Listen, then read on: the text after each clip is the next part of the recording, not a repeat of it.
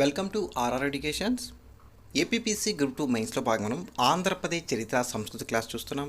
Already తూర్పు Chalukya class సంబంధించి ఒక 3 క్లాస్ కంప్లీట్ చేయడం జరిగింది. ఈ క్లాస్లో తూర్పు చాళుక్యులకు సంబంధించి శాసన సంబంధించిన ఆధారాలు పూర్తిగా కంప్లీట్ చేసుకోవడం జరుగుతుంది. నెక్స్ట్ నాణ్యాలకు సంబంధించిన ఆధారాలు, కొన్ని గ్రంథాలకు సంబంధించిన ఆధారాలు చూసి తూర్పు చాళుక్యుల యొక్క రాజకీయ చరిత్ర ఒక 3 or 4 క్లాస్లో కంప్లీట్ చేయడం జరుగుతుంది. ఈ తూర్పు చాళుక్యుల టాపిక్ ఓకే. ఆల్రెడీ చెప్పాం కదా, మనం ఇప్పటి వరకు చేసినటువంటి చారిత్రక పూర్వయుగం నుంచి ప్రాచీన పల్లవుల వరకు టోటల్గా 160 రూపీస్కి మీకు ప్రొవైడ్ చేయడం జరుగుతుంది. పూర్తి కంటెంట్ ప్లస్ ప్రాక్టీస్ బిట్స్తో క్లాసెస్ ఫ్రీగా ప్రొవైడ్ చేస్తాను. పీడిఎఫ్ కావాలంటే మీకు మనీ పే చేయాల్సి వస్తుంది. Okay, let's class start. Next శాసనం మనకు కందుకూరు శాసనం. ఏంటి? కందుకూరు శాసనం. ఈ శాసనాన్ని వేయించిన వారు గుణగ విజయాదిత్యుడు. కందుకూరు శాసనాన్ని వేయించిన వారే గుణగ విజయాదిత్యుడు. మరియు ఈ శాసనంను గుణగ విజయాదిత్యుని యొక్క సేనాని అయినటువంటి పాండురంగ లేదా పండరంగడు అంటారండి. కందుకూరు శాసనం వేయించిన వారు గుణగ విజయాదిత్యుడు. ఈ శాసనంను గుణగ విజయాదిత్య యొక్క సేనాని పండరంగడు లేదా పాండురంగడు వేయించారు. గత ఎగ్జామ్లో అడిగారు గుణగ విజయాదిత్యుని యొక్క సేనాని ఎవరుని. పాండురంగ లేదా పండరంగడు. అయితే ఈ శాసనంలో తొలిసారిగా సీస పద్యమును ఉపయోగించగలిగింది ఈ కందుకూరు శాసనంలో. నెక్స్ట్ అద్దంకి శాసనం. 888 ఏడిలో తర్వోజా శైలిలో పాండురంగడు వేయించారు ఈ అద్దంకి శాసనాన్ని. ఈ అద్దంకి శాసనం ప్రకారం పాండురంగడు 12 బోయకొట్టాలను జయించారు. ఈ బోయకట్టాలనేవి నెల్లూరు ప్రాంత పరిధిలో ఉంటాయి. ఈ పాండురంగడు లేదా పండ్రంగడు అంటారని బోయల కేంద్రమైన కట్టెపు దుర్గంపై దాడి చేశాడు. మరియు కందుకూరును బెజవాడ వలె తీర్చిదిద్దడం జరిగింది. ఓకే. మరియు కృష్ణానది యొక్క దక్షిణ భూభాగాల్లో రాష్ట్రకూడులు ఉండటం వల్ల వీరు బెజవాడను సైనిక స్థావరంగా, స్కంధావారంగా మరియు నగరంగా అభివృద్ధి చేయడం జరిగింది. ఈ బెజవాడ లేదా విజయవాడనే బెజవాడ అంటారు, గుర్తుపెట్టుకోవాలి. అలానే ఈ శాసనం తొలి తెలుగు పద్య శాసనం అయినటువంటి అద్దంకి శాసనం నందు ఛందస్సు మరియు పల్లె పాటలు మరియు స్త్రీ పాటలు కూడా కలవు. ఇంపార్టెంట్ అద్దంకి శాసనం. నెక్స్ట్ మరొక శాసనం ధర్మవరం శాసనం. ఈ ధర్మవరం శాసనమును గుణగ విజయాదిత్యుడు సీస పద్య శైలిలో వేయించారు. ఈ శాసనంలో ఆట వెలది తొలిసారిగా ఉపయోగించడం జరిగింది. ఈ ధర్మవరం శాసనంలోని గద్యం మహాభారతంలోని గద్యంకు దీటుగా ఉంటుంది. ఈ ధర్మవర శాసన ప్రకారం గుణగ విజయాదిత్యుడు రాష్ట్రకూట రాజైనటువంటి కృష్ణుడు, అతని భావమరిది కలిసి చేది వంశ పాలకుడైనటువంటి సంకలుడు లేదా సంకిలుడు అంటారు లేదా శంకరగరుని లేదా శంకర గణరగ విగ్రహాన్ని ఓడించి అచలపురం, కిరణపురం మరియు దాహల దేశమును మరియు దరేణులను జయించడం జరిగింది. అలానే ఈ శాసనం నందు బెందైన బోరనింజే కొనిగాబే భూలోకం బెరుంగ అనే వాక్యం కలదు. ఓకే. మరియు వేంగి చాళుక్య ప్రభువు ఒక చోళ ప్రభువును ఓడించినట్లు పై వాక్యమును బట్టి తెలుస్తుంది. నేలటూరి వెంకటరమణయ్య ఈ చాళుక్యరాజును ఆదిత్య చోళుడుగా గుర్తించాడు. ఇది ఇంపార్టెంట్. ఇక్కడ ఆదిత్య చోళుగా వేయించిన వారు ఎవరు? నేలటూరి వెంకటరమణయ్య. నెక్స్ట్ మరొక శాసనం నిడపర్రు దాన శాసనం. ఈ నిడపర్రు శాసనాన్ని వేయించిన వారు మొదటి జయసింహ వల్లభుడు. ఓకే. మరియు ఈ నిడపర్రు శాసనంలో వైదిక విద్యలను ప్రోత్సహించడానికి అసనాపురంలో మూలఘటిక అనే ఘటికా స్థానాన్ని ఏర్పాటు చేశారు. ఈ శాసన గ్రహీత కటిశర్మ వేదాలు, పురాణాలు, ఇతిహాసాలు మరియు ధర్మశాస్త్రాలు మరియు ఆగమ ఉపనిషత్తుల పారాంగతుడు అని చెప్తుంది. నెక్స్ట్ మరికొన్ని శాసనాలు చిత్తూరు, అనంతపురం, అద్దంకి, ధర్మవరం శాసనాలు. ఈ శాసనాలు మొత్తం కూడా గుణగ విజయాదిత్యుని యొక్క రాజకీయ ప్రస్థానాన్ని వివరించాయి. ఓకే. నెక్స్ట్ మరొక శాసనం మచిలీపట్నం శాసనం. ఈ మచిలీపట్నం శాసనాన్ని వేయించిన వారు చాళుక్య భీముడు. ఇంపార్టెంట్. ఈ శాసనంలో రచించినటువంటి భట్టవామ లేదా వామడు ఉంటారండి. కవి వృషభుడు అనే బిరుదు కలదు. గత ఎగ్జామ్లో అడిగారు కవి వృషభుడు అనే బిరుదు కలవారు. ఓకే. భట్టవామ లేదా వామడు అంటారు. రెండవ చాళుక్య భీముడు బ్రాహ్మణ పరిషత్తులు నిర్వహించినట్లు ఈ శాసనంలో పేర్కొనడం జరిగింది. అతవల్లం అనే వ్యక్తి కుంగనూరు లేదా పుంగనూరు గ్రామకరణంగా ఉండేవారు. ఓకే, చూడండి ఇక్కడ కొన్ని పదజాలాలు కొన్ని 99% మనం అన్నీ కూడా 99% ఫుల్ క్లారిటీతో మీకు కంటెంట్ లేదా పీడిఎఫ్ ప్రొవైడ్ చేస్తుంది. మీకు ఏదైనా డౌట్గా ఉన్నా బై మిస్టేక్ అన్నా డైరెక్ట్గా నాకు వాట్సాప్ నెంబర్ ఇచ్చాను కదా, ఒకసారి నాకు మెసేజ్ చేయండి, క్లారిటీ చేద్దాం. మీకు పీడిఎఫ్ ప్రొవైడ్ చేసే కదా 1 or 2 టైమ్స్ క్లారిఫై చేశాక మీకు అందించడం జరుగుతుంది, కన్ఫ్యూజ్ అవ్వద్దు. ఓకే, నెక్స్ట్ పిఠాపురం శాస్త్రం. ఈ పిఠాపురం శాస్త్రం, పిఠాపురం బాగా ట్రెండింగ్లో ఉంది, మీకు తెలుసు అనుకుంటా, చెప్పనవసరం లేదు. నెక్స్ట్ మనకు పిఠాపురం శాస్త్రం. ఈ పిఠాపురం శాస్త్రమును వేయించిన వారు మలయప్ప దేవుడు. పిఠాపురం శాసనం వేయించిన వారు మలయప్ప దేవుడు. ఈ పిఠాపురం శాసన ప్రకారం చాళుక్య భీముడు 360 యుద్ధాలు చేశారు. గత ఎగ్జామ్లో అడిగారు. 360 యుద్ధాలు చేసి 300 దేవాలయ శివాలయ నిర్మించిన వారంటే చాళుక్య భీముడు. Very very important. Okay, next question Attili శాసనం. నెక్స్ట్ శాసనం మనకు అత్తిలి శాసనం. ఈ శాసనంను చాళుక్య భీముడు వేయించారు. ఈ శాసన ప్రకారం చాళుక్య భీముడు సమస్త గాంధర్వ విద్యలలో ప్రావీణ్యుడి చెల్లవ్వను తన ఆస్థాన గాయకురాలిగా నియమించుకున్నారు. వెరీ వెరీ ఇంపార్టెంట్ చెల్లవ్వ గురించి గత ఎగ్జామ్లో కంటిన్యూగా అడిగారు. ఓకే, ఎవరి యొక్క ఆస్థాన గాయకులు? చెల్లవ్వ తండ్రి మల్లన సంగీతంలో తంబూరుని వంటివారు. చెల్లవ్వకు అత్తిలి అనే గ్రామాన్ని చాళుక్య భీముడు దానం చేశారు. ఇది కూడా ఇంపార్టెంట్ మనకి. చాళుక్య భీముడు అత్తలూరు, నరసరావుపేటలో శివాలయాలను నిర్మించారు. ఓకే, నెక్స్ట్ మరొక శాసనం తాడికొండ శాసనం. ఈ తాడికొండ శాసనంను 2వ అమ్మరాజు వేయించారు. 2వ అమ్మరాజు కాలం నిర్మించిన చైత్య తటాకం, భీమసముద్ర తటాకం వంటి చెరువులు నేటికి సేద్యపు భూములకు నీటిని అందిస్తున్నాయి. నెక్స్ట్ మరొక శాసనం బెజవాడ శాసనం లేదా విజయవాడ శాసనం. ఈ శాసనమును క్రీస్తు శకం 898లో 2వ యుద్ధమల్లుడు మధ్యక్కర పద్య శైలిలో వేయించారు. ఇంపార్టెంట్, వేయించిన వారు విజయవాడలోని నాగమల్లేశ్వర దేవాలయంపై కలదు ఈ శాసనం. మరియు చేబ్రోలు వాగసీనుని యొక్క జాతరలో చేబ్రోలు నుండి బెజవాడ వరకు జరిగిన ఊరేగింపును ప్రస్తావించింది ఈ బెజవాడ శాసనం.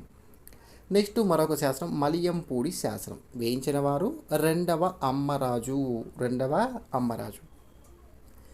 2వ అమ్మరాజు కమ్మనాడులోని మలియంపూడి గ్రామంను జైలులకు దానం చేయడం జరిగింది. నెక్స్ట్ కలచంబూరు శాసనం. ఈ కలచంబూరు శాసనాన్ని 2వ అమ్మరాజు వేయించారు. ఈ 2వ అమ్మరాజు యొక్క భార్య చామకాంబకు నటముఖార విందమునకు సూర్యరశ్మి వంటి బిరుదు కలదు. చామకాంబ గొప్ప సంగీత విద్వాంసురాలు. ఈ చామకాంబ కోరిక మేరకుపై కలచంబూర్ అనే గ్రామాన్ని జైలుకు దానం చేయడం జరిగింది 2వ అమ్మరాజు. మాగల్లు శాసనం. ఈ శాసనంను క్రీస్తు శకం 950లో దానాన్నవుడు వేయించాడు. గత ఎగ్జామ్లో అడిగారు. మాగల్లు శాసనాన్ని వేయించిన వారు ఎవరు? ఈ శాసనము రాష్ట్రకూట రాజంటి కాకర్తెన గుండెతో పాటు తన 3 తరాల యొక్క పూర్వీకులను ప్రస్తావించింది ఈ మాగల్లు శాసనం. నెక్స్ట్ మరొక శాసనం కైలాసనాథ దేవాలయ శాసనం. వేయించిన వారు జటాచోడ భీముడు. నెక్స్ట్ యొక్క మరొక శాసనం రామతీర్థం శాసనం. ఈ శాసనంను విమలాదిత్యుడు వేయించారు. ఈ రామతీర్థం శాసనం ప్రకారం విమలాదిత్యుడు తొలి దశలో శైవం పాటిస్తూ మలి దశలో జైన మతాన్ని పాటించినట్లు పేర్కొన్నది ఈ రామతీర్థ శాస్త్రం. ఈ రామతీర్థ శాస్త్రం ప్రకారం విమలాదిత్యుడు త్రికాలయోగి సిద్ధాంతి గురువుకు రామకొండ గుహలో నిర్మించి అంకితం ఇవ్వడం జరిగింది. నెక్స్ట్ నందంపూడి శాసనం. వెరీ వెరీ ఇంపార్టెంట్ మనకి.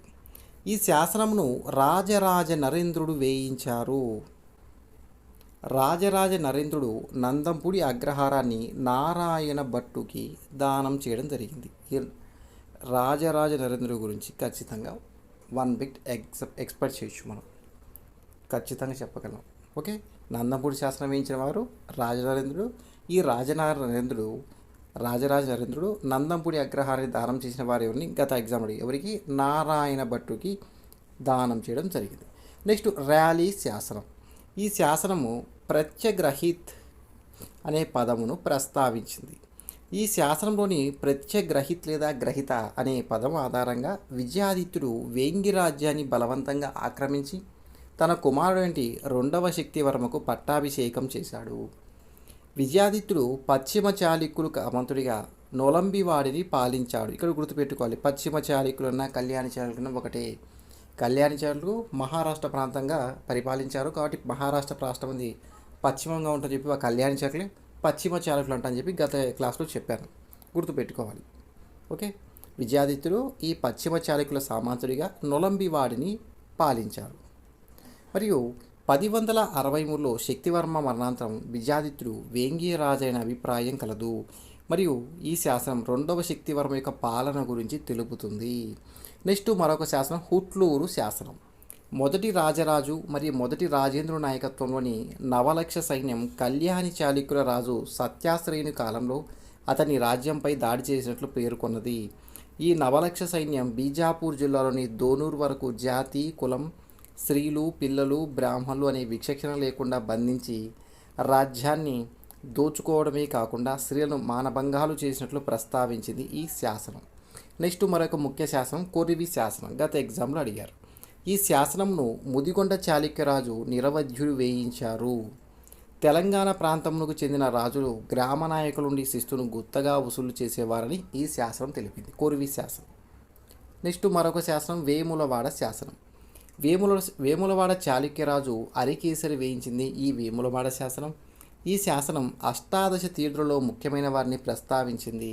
వారిలో ఉపమంత్రి, పురోహితుడు, సేనాధిపతి, యువరాజు, మహాసంధి విగ్రహ, తంత్రపాల లేదా శతాద్రిపాల మరియు సరిసత్రపాల, ఈ రెండు ఒకటండి. శతాద్రిపాల లేదా సరిసత్రాధిపాల అనే ఈ అష్టాదశ యొక్క కొన్ని ముఖ్యమైనవి వేములవాడ శాసనం ప్రస్తావించింది.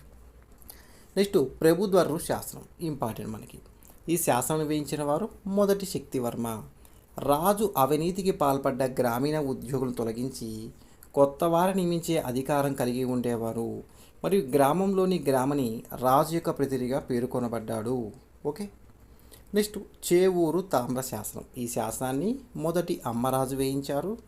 మొదటి అమ్మరాజు ముమికిరి అనే గ్రామానికి గ్రామని నియమించడం జరిగింది. మరియు గ్రామాలలో గ్రామిని మాన్యానికి చెల్లించే 8 గద్యానాలను మొత్తం రాజుకు చెల్లించాలని చెప్తుంది. మరొక శాసనం ద్రాక్షారామ శాసనం. ఈ శాసనంను మొదటి కులుత్తోంగ చోళుడు వేయించారు. ఏ ధాన్యానికి మరియు ఏ వృత్తికి ఎంత పన్ను విధించాలో ప్రస్తావించింది ఈ శాసనం, ఇంపార్టెంట్. మరియు తేలిక లేదా తేలికి అంటారు. కుమ్మరి, కమ్మరి, కంసాలి, మేదరి మొదలైన వృత్తుల వారికి పన్నుల మినహాయింపు పొందిన మాన్యాలను ఇచ్చినట్లు పేర్కొంది ఈ ద్రాక్షారామ శాసనం. నెక్స్ట్ మరొక శాసనం కొల్లిపర తామ్ర శాసనం. ఈ శాసనాన్ని వేయించిన వారు అరికేసరి వేయించారు. మొదటి అరికేసరి న్యాయాధీశుడిగా ధర్మసభ అనే న్యాయస్థానాన్ని ఏర్పాటు చేశారు ఈ శాసన ప్రకారం. నెక్స్ట్ మరొక శాసనం అహదానకర శాసనం. ఈ శాసనంలో తూర్పు చాళుక్యుల కాలనాటి వర్తక శ్రేణుల కార్యకలాపాలను తెలుపుతుంది. Very very important. ఈ శాసనం వాణిజ్య విలువలతో పాటు పన్నుల గురించి ప్రస్తావించింది. ఈ శాసనంలో ఆంధ్రదేశంలోని రేవు పట్టణాలు తమిళ పేర్లతో ప్రస్తావించబడ్డాయి అహదానకర శాసనంలో. అవి ఏడు చూద్దాం. నోట్: విశాఖపట్నంను కులుత్తోంగ చోళపురంగా, ఘంటసాలను చోళపాడ్యపురంగా, మరియు మోటుపల్లిని దేశీయ కొండ పట్టణంగా పిలుస్తాయి. శాతవాహనుల కాలం కూడా వస్తుంది. మోటుపల్లి ఇంపార్టెంట్, దేశీయ కొండ పట్టణంగా పిలిచారు, గుర్తుపెట్టుకోవాలి మనం. అలానే కృష్ణపట్నంను గండగోపాలపురం అని ఈ 4 రేవు పట్టణంలో తమిళ పేర్లతో ప్రస్తావించింది ఈ శాసనం.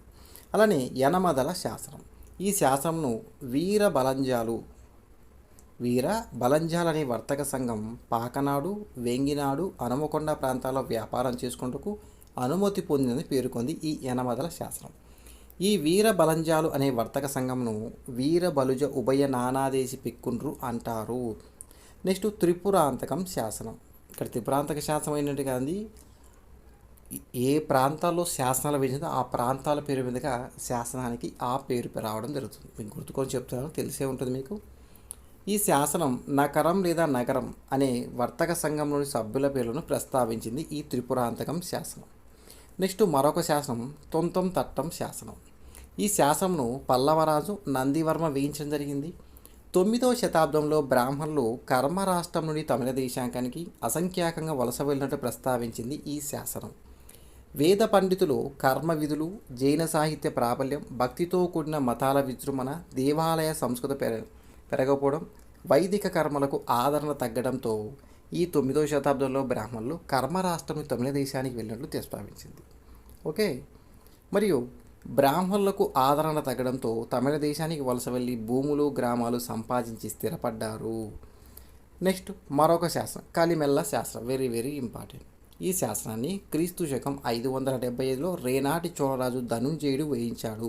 నేను మళ్ళీ చెప్తాను, ఇయర్స్ కొంచెం 99% పర్ఫెక్ట్గా చూసుకుంటాను. 1% కొన్ని మిస్టేక్ అయితే మీకు పీడిఎఫ్ ప్రొవైడ్ చేయడం ఖచ్చితంగా చెక్ చేసే ఇస్తాను, కన్ఫ్యూజ్ అవ్వద్దు. ఓకే, ఈ శాస్త్రం తొలి తెలుగు ప్రాచీన గద్య శాస్త్రం. ఇంపార్టెంట్ మనకి ఈ శాస్త్రం. హరేసవాద్ర శాస్త్రం. నెక్స్ట్ మరొక శాస్త్రం, అనంతపురం జిల్లాలోని హెంజేరు లేదా హేమావతిలోని నోనంబేశ్వర ఆలయం ఘటికాస్థానమని, అతడి 90 మంది విద్యార్థులకు భోజన సౌకర్యం కల్పించని పేర్కొన్నది ఈ హరేసవాద్ర శాస్త్రం. ఆయుర్వేద, ధనుర్వేద, గాంధర్వ అర్థశాస్త్రాలను ఘటికాస్థానాల్లో బోధించేవారు. అలానే చతుర్వేద విద్యను కూడా ఈ ఘటికాస్థానంలో బోధించేవారు. నెక్స్ట్ గంగాధార శాస్త్రం. పంపకవి తమ్ముడేంటి జినవల్లభుడు వేయించాడు ఈ శాస్త్రాన్ని. ఈ శాస్త్రం నందు తెలుగు కంద పద్యాలు కలవు. ఆనాటి తెలుగు కంద పద్యం బహుళ ప్రాచుర్యంలో ఉండేది. ఓకే, తూర్పు చాళుక్యుల యొక్క కొన్ని శాసనాలు చూద్దాం లాస్ట్గా. ఈ తూర్పు చాళుక్యుల అలాంటి శాసనాల్లో క్రీస్తు శకం 611లో రెండవ పులకేసి వేంగి రాజ్యమును జయించినట్లు కొన్ని శాసనాలు పేర్కొనడం జరిగింది. అలానే క్రీస్తు శకం 609 లేదా 610లో రెండవ పులకేసి బాదావి సింహాసనం అధిష్ఠించడానికి కొన్ని శాసనాలు తెలిపాయి. క్రీస్తు శకం 611లో రెండవ పులకేసి వేంగిపై దాడి చేయడం జరిగింది. అలానే క్రీస్తు శకం 610లో రెండవ పులకేసి కుబ్జ విష్ణువర్ధన్ని వేంగి రాజ్య ప్రతినిధిగా నియమించలేదా నిలిపాడని చెప్పి తెలుస్తుంది. అయితే క్రీస్తు శకం 624లో బివి కృష్ణారావు సత్యాశ్రయ సంవత్సరం ఉంటుందండి, తూర్పు చాళుక్య రాజ్యాన్ని స్థాపించాడని పేర్కొనెను లేదా ఏర్పడని చెప్పి కృష్ణారావు తెలిపాడు. నేను చెప్పాను చూడండి, కంటెంట్ విషయంలో మీకు ఎక్కడా తగ్గేదంటూ ఉండదు. పూర్తి కంటెంట్ అది చూసావా, ఎన్ని శాస్త్రాల దగ్గర నువ్వు ఏం సార్ మాకు 60+ శాస్త్రాలు ఉన్నాయి, మాచెల్ల శాస్త్రం అని మనకు కొన్ని అసంపూర్ణంగా ఉన్నాయి, కావున మీకు ఇంతవరకే మీకు ప్రొవైడ్ చేస్తున్నాం చూడండి 57 శాస్త్రాలు. ఓకే, ఇవన్నీ చాలా ఇంపార్టెంట్తో కూడిన కంటెంట్ మీకు తగ్గించి చెప్పవచ్చు, కట్ చేసి చెప్పవచ్చు, దానివల్ల మీకు మైనస్ అవుతుంది. సిలబస్ కంటెంట్ తగ్గిస్తే మీకు మైనస్ అవుతుంది. కానీ నాకు చెప్పే క్లాసు చాలా తక్కువ టైంలో మీకు పీడిఎఫ్ ప్రొవైడ్ చేసుకుంటే నాకు మనీ వస్తుంది, కానీ చేయగలను, అది కరెక్ట్ కాదు. అందుకోసమే క్లాసెస్ కూడా లేట్గా నడుస్తే కారణం ఏంటంటే చాలా కంటెంట్ ఉంది మీకు చెప్పాల్సింది. గ్రూప్ 2 రాసేది మీరు. ఓకే, ఏదో ఎస్ఐ కానిస్టేబుల్ కాదు, అలానే వాటిని తీసిపడేమని కాదు, ప్రతి ఎగ్జామ్ ఇంపార్టెంటే, దానికి అనుగుణంగా మన పీడిఎఫ్ కూడా ప్రొవైడ్ చేయడం జరుగుతుంది. ఓకే అండి, ఈ క్లాస్ను ఇక్కడితో కంక్లూడ్ చేస్తున్నాను.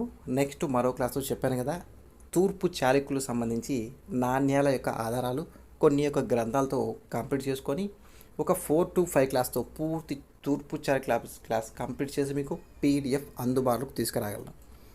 సార్ క్లాసెస్ చాలా స్లో జరుగుతున్నాయి చూసారు కదా, మన ఇచ్చే కంటెంట్ ఎంత పెద్దగా చాలా ఉందో చెప్పాను కదండి. మనం ప్రొవైడ్ చేసిన 8 టాపిక్స్ చారిత్రక పూర్వయుగం నుంచి ప్రాచీన పల్లవుల వరకు ఈ 8 టాపిక్స్ మీకు 160 రూపీస్కి ప్రొవైడ్ చేయగలను. కంటెంట్ చాలా ఉంటుందండి. ఏం సార్ ప్రైస్ అంత పెట్టండి, క్లాస్ చూడండి, కంటెంట్ చూడండి, మీకు నచ్చిన క్లాసెస్ ఇంకా వేరే చూడండి. మీకు ఎక్కడ కంటెంట్ నచ్చితే అక్కడే పీడిఎఫ్ ప్రొవైడ్ తీసేసుకోండి, క్లాసెస్ వినండి. నేను మన దగ్గరే పీడిఎఫ్ మిమ్మల్ని కొనమని నేను ఎప్పుడు చెప్పలేదు, మీకు నచ్చితే తీసేసుకోండి, ఇబ్బంది ఏం లేదు ఇక్కడ. సార్ మేము మనీ పే చేయలేమన్న వాళ్ళు క్లాసెస్ వినండి సరిపోతుంది, క్లాసెస్. ఓకే, చెప్పాను కదండి, నాకు వాట్సాప్ నెంబర్ 6300498822. ఇదంతా క్లాస్ స్టార్టింగ్ చెప్పవచ్చు, కానీ క్లాస్ టైము ఎక్కువ అయిపోతుంది, అందుకోసమే కట్ చేసి చివరిలో ఎండింగ్లో చెప్తున్నాను. మీకు ఎవరికైనా పీడిఎఫ్ కార్డు ఆ కాంటాక్ట్ నెంబర్లో నాకు కాంటాక్ట్ అవ్వచ్చు. ఈ వీడియో మీకు లైక్ అండ్ షేర్ చేయండి, మన ఛానల్ని తప్పకుండా సబ్స్క్రైబ్ చేసుకోండి. Thank you for watching.